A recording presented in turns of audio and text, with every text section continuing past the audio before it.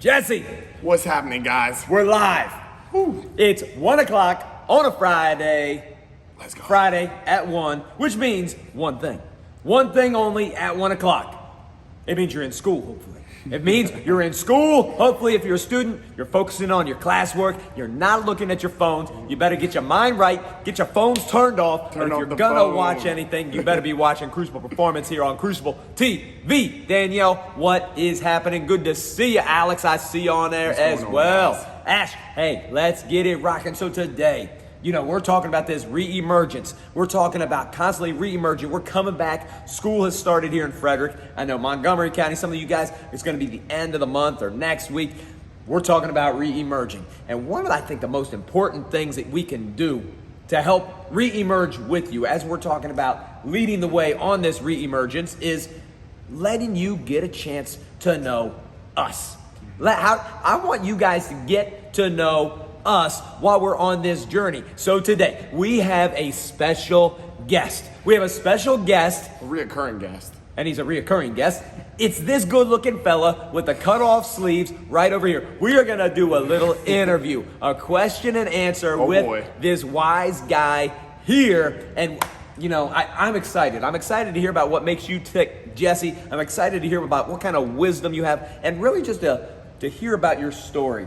Because I know a lot about your story, but I don't think a lot of our athletes do. I don't think a lot of our parents know the story and the things that you've gone through, some of the things that you've overcome, and how that's shaped you into the coach that you are, the person you are, just the young man that you're becoming. And I'm excited for people to get to know you, because I think once they get to know you even better and how you tick and what motivates you to be the guy that you are, it's only gonna draw some more people in to love you even more. Man, I first of all, I just want to say how grateful I am that you do want to interview me today, Rye. I do. And just how much I appreciate that and appreciate the opportunity to share some stuff with you guys today and grow and get better. So there we go. So we got Orion Finnis, we got Corey, we got Kelsey. What's happening? We see you guys popping in. So if you have questions, if you have something specific that you want Jesse to answer, type it in the chat. Type it in the chat, type it on Facebook, on Instagram, we're on both of them right now.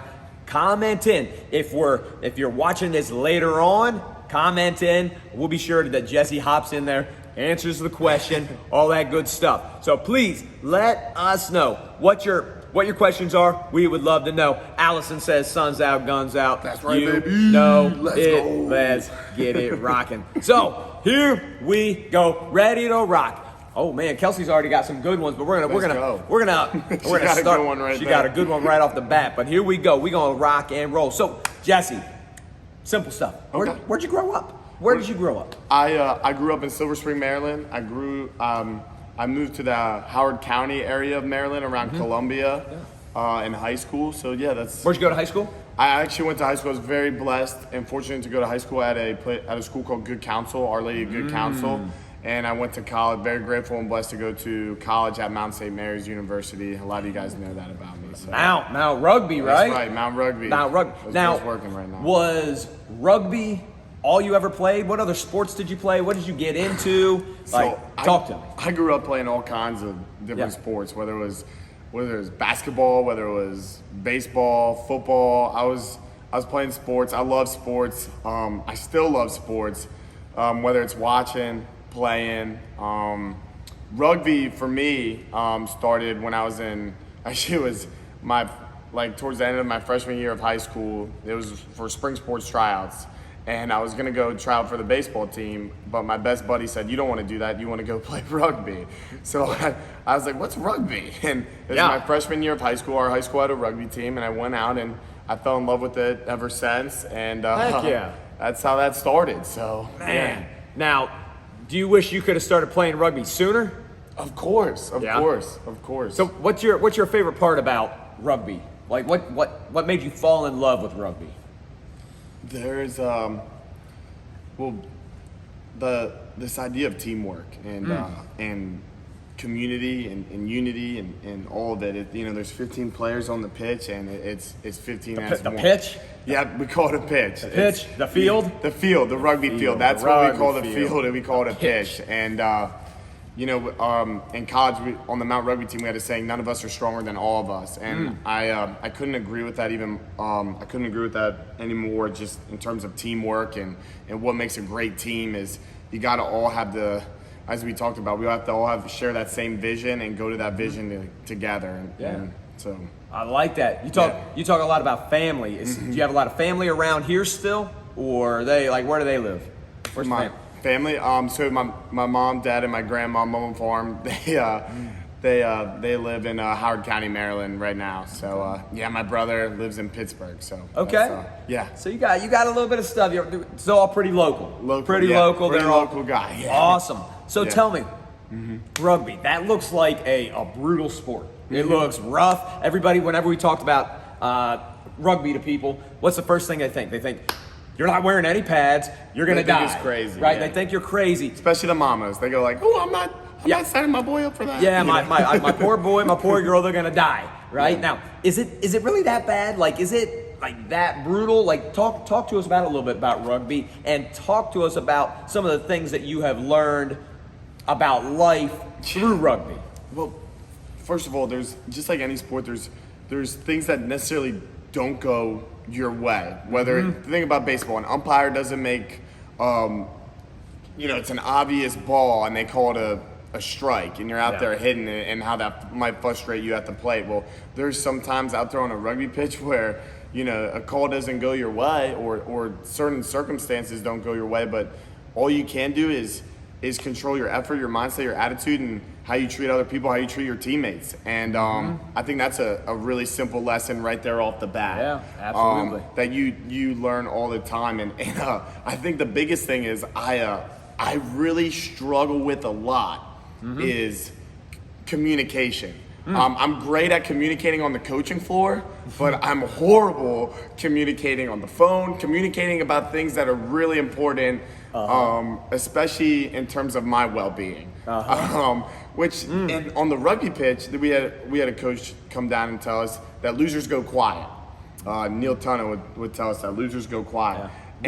But the thing is, it's the same thing in life. If you do not communicate in life, you will lose, and you will fall on your face a lot, and it will be very painful. If you're experiencing a challenge and you try to go through it all by yourself and don't communicate to your mates, your teammates, that you need help, that hey, you're on my inside here, or hey, what's in front of you, that constant communication. If you're not doing that, you're putting yourself out there for a liability, and you don't realize this, but you're being selfish because you're putting others at risk too out there on the pitch. Communication. So I don't know if that. No, that's good communication, and that's a wild one, because we're in a world that we're connected like this, right? But when do you really get to see somebody's authentic self, right? We're always communicating, but we're trying to communicate by putting whatever this facade is to make it look one certain way or another. So you might be communicating, but you're not communicating authentically or honestly. And that's something that, like you said, on the pitch, on the field, out there, you gotta, if you don't have something, if you need help, that's right. And we need to communicate. And that's the thing too. It's like, if we're coming up on defense, we'd come up together, and we talk about who's on my inside, what's in front of you. What I mean on my inside, who's my teammate on my inside, because they have this gap in front of me, they have this responsibility. And if, whether it's like, hey man, I need you on my inside, it's the same thing in life. It's like, hey, I need you right here to help me right now. Yeah. I have a challenge in front of me, and I need your help. I need my teammates' help. And I think that kind of segues to my next point, is this ability to support out on the rugby pitch. Yeah. You have ability to support others, and the game rewards you on the attack when you have ball in hand. It rewards you if you support your teammates more. If I run a good support line, I might get an offload for a try. There's a higher probability. You know what I mean? The game actually rewards you if you support your mates more, and that's something I really love about the sport too. Yeah. And there's this another thing is, you get the ball and you go into contact, and you get tackled, there's something that's a ruck is formed.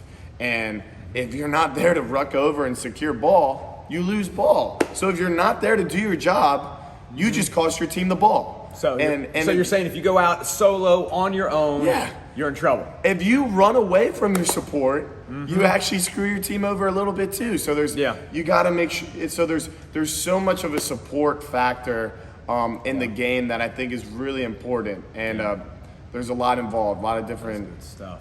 I like that. So we got a couple questions. Jesse, do you still play rugby?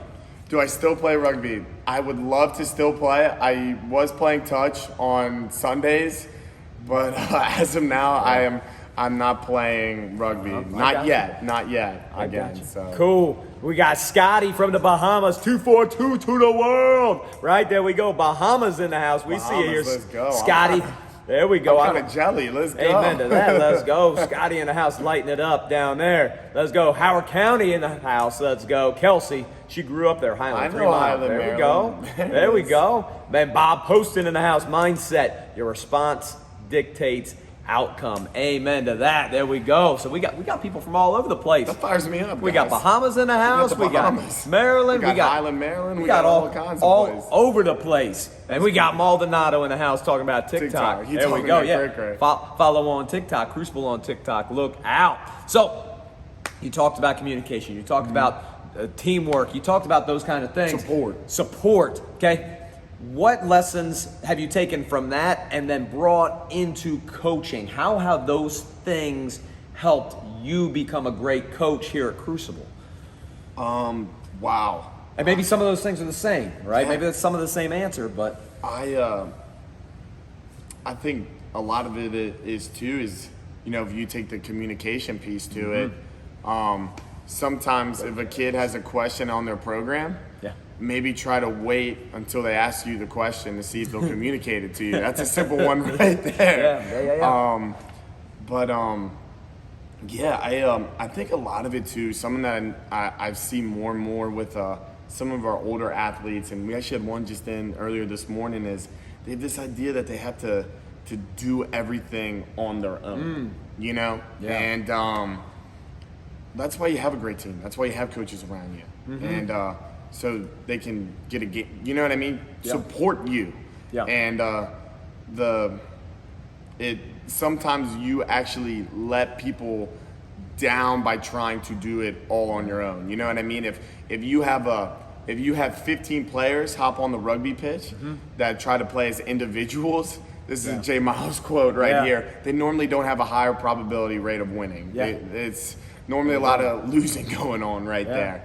And Jay always said it's not a failure if you let it be. Jay Miles is the head coach at the Mount, and he said it's not a failure unless you let it be, and that's such a true thing in the weight room too. Like think about a box jump, right? We talk about having a perfect landing on top of a box jump, but the thing is sometimes life is not a perfect landing. Sometimes you literally fall straight on your face and you fail. But if you learn from it, if you grow from it, it's not a failure. It's actually setting you up. And that kind of perspective right there is just is so incredible, because if you're not, it's not a failure unless you let it be. If you're not failing ever, if you're not falling on your face on a box jump, what are you doing? You're not growing. You're just not challenging You're yourself not challenging. You're staying in Comfortsville. Yeah. And I don't know about you, that's a dangerous place to be in. That's even more dangerous than being out there in the deep and pushing yourself. So love it. Now tell me, you talk about your team and supporting your team and going and seeking people to make your team better and make you better. Now you also got to go on a really cool rugby trip. I did. Right? Tell us a quick little bit about that and maybe some of the things you learned from that. So the summer after my sophomore year of college, going into my junior year, I was blessed with the opportunity to play for a club team down in New Zealand, and that was wild. How long was that flight? The flight was like it had to have been like a 20-hour flight, guys. That's a long flight. It was a long flight for sure. It was a long flight. It was quite the journey. And man, there's first of all, there's just something really, truly, truly special about being able to play a sport that you fall in love with on different soil is really, really cool. But I don't know if anybody knows a lot about New Zealand culture and how big of a deal rugby is down there. It's a huge deal, and it was just it couldn't have actually been a better time Yeah. to be down there too, with everything that was going on. Yeah. So it was. Well, that's awesome. I love it. I love it. Anytime you get to travel, anytime you get to do those kind of things, there's a lot of those, like you said, those pieces of the culture and the family culture and the way that it's just so immersive. As soon as you can immerse yourself into something, you grow so much better. As soon as you decide to go all in on something. Oh my gosh! And the funny thing about the sport is just how much doors it has really opened for me that I had no idea that would open. I had no idea that, playing in high school would mean so much to me. I had no idea that the brothers that I made on that team, the brothers that I played in college with at the Mount, how much they mean to me. I still talk to all these guys all the time, and they were honestly some of my best friends, and the friendships and the relationships that are built, whether it's, life truly is about relationships, and having great relationships definitely helps you be great at life, and so that's something I'm definitely grateful for. I would not be coaching here at Crucible if it wasn't for the fact that I played rugby at the Mount my freshman year. This guy coached the strength and conditioning for our team, and that's where I first found out what Crucible was about. Going to another country, to play a sport down there. Like there's just so many doors that it really opened to me. So to me, I'm just truly, truly grateful for the sports and for the sport and everybody involved with it. Yeah. Oh, well, I love it. So let's talk about coaching a little bit. And I first want to start with, have you had any coaches from the time you were, knee high to a grasshopper up through now who have really impacted you? Like maybe what are some lessons you may have learned from them, or who are they, how they impacted you?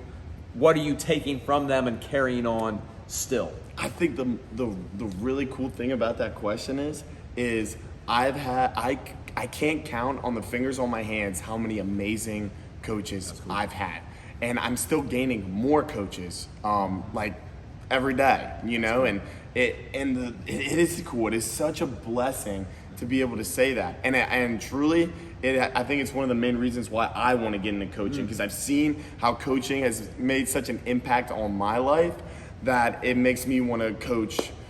Go out there and coach, whether it's strength and conditioning or, you know what I mean? It makes me really want to wet that coaching whistle every single day and get fired up about it.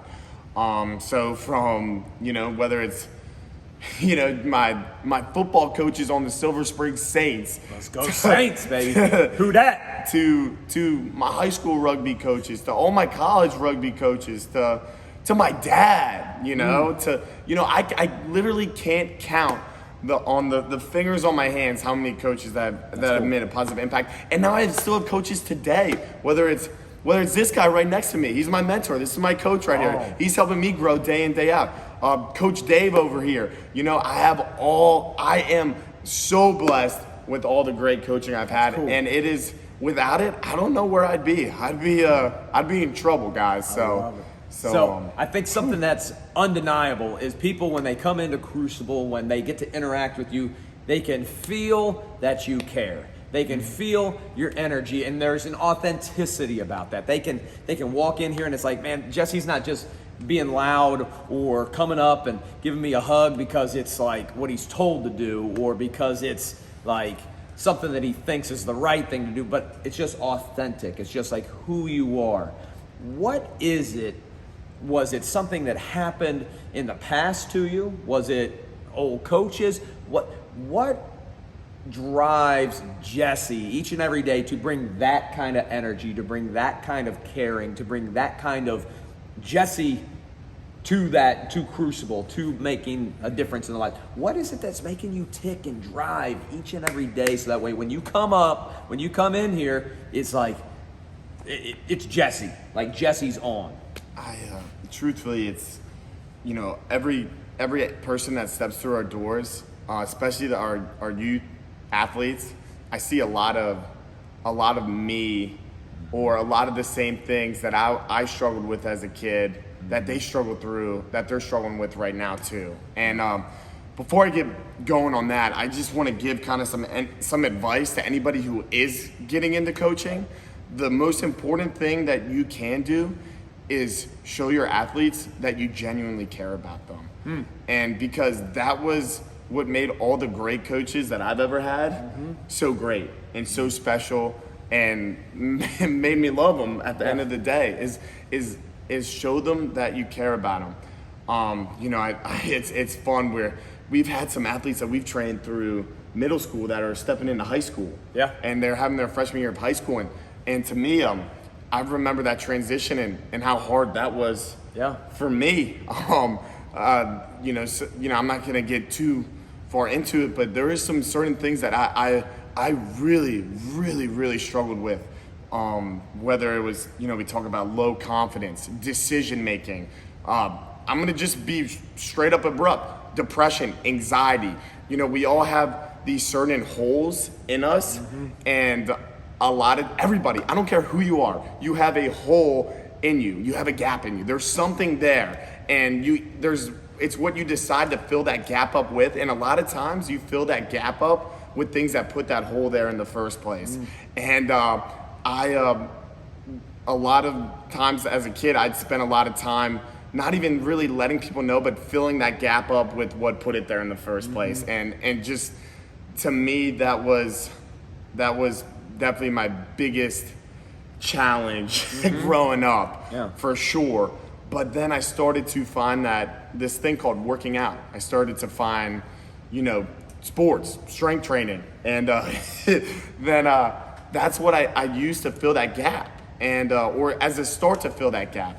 But then I started to, you know, and I'm going to be totally, I really don't care if this offends anybody at all. I started to realize that there was this other thing that can fill that gap up even more, and that's living a